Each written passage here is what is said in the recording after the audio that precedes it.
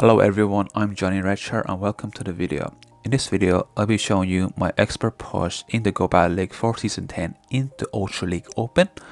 So, yeah, without further delay, let's hop in straight into the battles. So we have a Lugia lead in our match number 1, which is fine. The Shadow Sneaks will do super effective, although we are taking super effective from the Dragon Tail. And they do go straight for the Aero Blast, which is fine. They do swap out strangely to Fable. I do make a mistake. I should have swapped in Empoleon because Empoleon can actually tank all the charged moves from the Fable, so I don't need to shield. So unfortunately I do have to shield to maintain switch.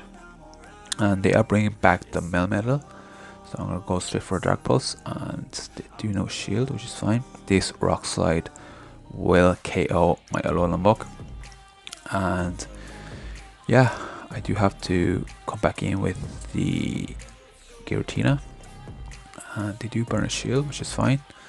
And let's see if I want to burn a second shield. They do, so they are preserving the Melmetal, which is bad for me because yeah, one superpower will do a lot to Empoleon. He will get it to the red, and I have to throw against the Lugia. Maybe I should have farmed because the Lugia is quite dry, but my opponent is too low anyway, and against the Melmetal. And yeah, so I definitely misplayed that. I should have switched in the Empoleon against the Fable and preserve a shield for the end game. So that's fine. So yeah, if you're new to the channel and you find this content helpful, consider subscribing to my channel and it will help me grow and I would really appreciate it. So thank you, and we can hop into match number 2 now. So we have Giratina into Talonflame. This is an amazing lead. This team loves Talonflame. So what I usually do in this matchup is that I count to 3 Incinerate, and I always throw the Dragon Claw before they decide to Brave Bird me. They always Brave Bird like 99% of the time, and I'll just no shield because Giratina can't tank one, and I'll go for a Dragon Claw. They are deciding to stay in, which is very odd, and I'm gonna shield this up, and they're gonna switch to Cresselia, so I'm gonna go straight to Alolan Muk, and yeah, I'm gonna build up a little bit more before throwing Dark Pulse just to maximize my energy. And this one KO, but the next one will, so I can easily survive under the Moonblast. And then I'm gonna build up a little bit more and throw Dark Pulse just before they get to a potential Grass Knot, and then they're most likely come back in Talonflame, which is fine. I'm gonna throw the Acid Spray and see what they want to do. They do burn last shield, which is amazing. They do swap out to Venusaur, so this is fine. I can throw this Dragon Claw, and I'm forcing them to throw the Frenzy Plant. So I can no shield this because I want to keep my shield for Napoleon. I can easily shield this Frenzy up and reach to a Drill Peck, and then this will KO the Venusaur, and then the Talonflame is 1 Incinerate away or 2 Incinerate away from being KO'd. So yeah, GG's to my opponent.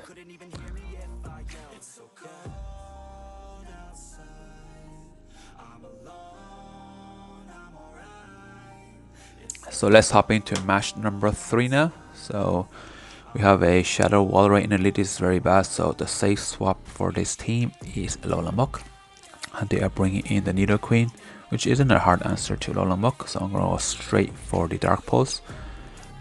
They usually no shield, so I'm gonna call the Earth Power. Unfortunately they do bait me, so just unfortunate. So I'm gonna bait here because they kind of have the shield here, which they do. That's amazing. And here I have the shield because I have so much energy here. I don't want to let it go to waste, and I go straight for a Dark Pulse. See if they want to shield. They do, so I'm gonna switch to Giratina, and they are coming back in with the Walrein, which is fine. I can tank one Icicle Spear, and I'll go straight for the Dragon Claw, and it does chip away, and they do throw, so this will KO my Giratina. and I come back in with the Alolan. I might survive one here. Yeah, I do. So I'm gonna get off the acid spray. Now I kind of misplayed because I am on the Dark Pulse, so I should have thrown the Dark Pulse just to KO the Walrein. So they have a Talonflame in the back, and here I decided to undercharge because I do want a little bit more farm. I get 2 extra waterfalls, and the Walrein can reach Icicle Spear. This won't KO. So, and I do decide to throw, which is another mistake. I should have farmed it down. Now the Nidoqueen has a move ready. Unfortunately, it is an Earth Power, and now it's a race between the fast moves, and we simultaneously KO. So that was a very tense game. I should have probably won that if I played it a little bit better. But anyway, we'll hop back. We'll hop into the 4th match here. We have a Regirock here, so this is okay. They do swap out to Articuno, so I can go straight into Empoleon. Empoleon is a very, very hard counter to Articuno. All the moves that Articuno throws is resisted, and yeah, so they can debuff me all they want, but I'm gonna farm this Articuno all the way down and have almost 2 Hydros ready. And then I'll be looking to switch out because these Hydros are debuffed, so there's no point me staying in. And I do switch out to Muck as my safe swap. They have a Mandibuss in the back, so that's okay. I'm gonna Acid Spray this Mandibuss. This Aerial Ace will be doing absolutely no damage. And they are coming back in with the Regirock, so I'm gonna Acid Spray this Regirock as well to lower their defense. And then I'm gonna let this Alolan go. Alolan has done its job, and I'm gonna switch to Giratina, just avoid them farming me down. They do go for a Focus Blast, which is a misplay because Focus Blast is double resistance, so I can just go for these Dragon Claws. They do catch, which is fine. I have to throw this anyway. So, and I do have 2 Hydros ready on the Empoleon, and the Mandibuss is getting quite low. And I can no shield this. I can survive 1 foul play, and I'm gonna switch to the Mandibuss. And these 2 Hydro Cannons will take out. Will take the shields from my opponent, and then I can easily shield a Focus Blast. But they do Stone Edge, like I'm not sure why. And yeah, so that's a GG for my opponent.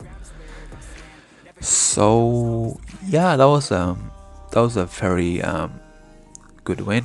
So anyway, we have our final game here. We have a Deoxys in the late, this is amazing. And then they swap out to Galarian Stunfisk. So the Galarian Stunfisk is very hard for this team, especially in the back. They do no shield the first one, which is very odd because now I can just shield once and just farm it all the way down. And they will probably come back in with the Deoxys, which is fine because I can't get to a Hydra before they reach a potential Thunderbolt. And they do let it go. Now I'm gonna switch to Lomok just to avoid them countering me down. And they're gonna throw Rock Slide, which is fine. And I'll survive another one, so I don't need to shield. And are they gonna swap out? No, they're not. So I'm gonna throw the Dark Pulse. And this will KO the Deoxys. They have an Obstagoon, so I'm gonna reach to the Acid Spray, but I can't.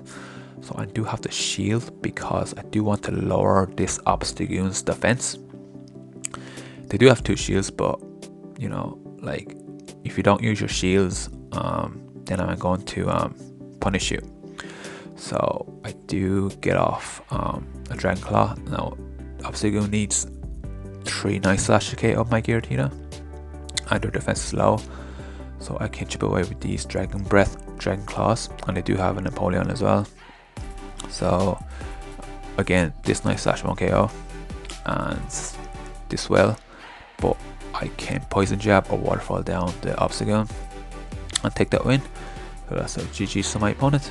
So if you enjoyed this video, please make sure to give it a thumbs up, and I see you all in the next video. Bye bye.